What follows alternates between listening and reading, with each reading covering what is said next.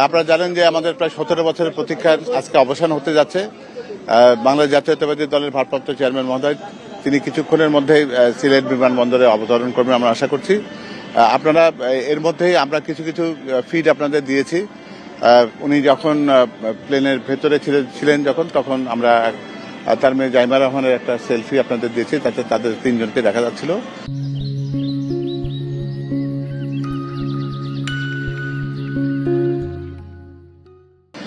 এরপর আমরা দেখিয়েছি যখন ফজরের নামাজের কাছাকাছি সময় তিনি ওই তখনও উনি পড়ছিলেন, তিনি ডকুমেন্টগুলো দেখছিলেন, যেটা উনি সবসময় করে থাকেন।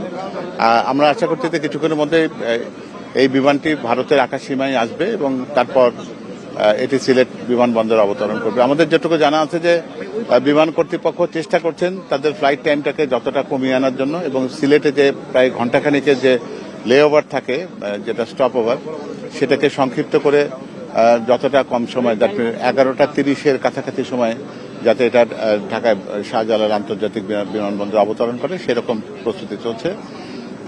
আর এদিকে আপনারা সবাই যেমন এরকম আছেন, তেমনি আমাদের 36 জুলাই যে এক্সপ্রেসওয়ে, সেখানে ইতিমধ্যে জনগণের একটা মহাসমুদ্র পরিণত হয়েছে।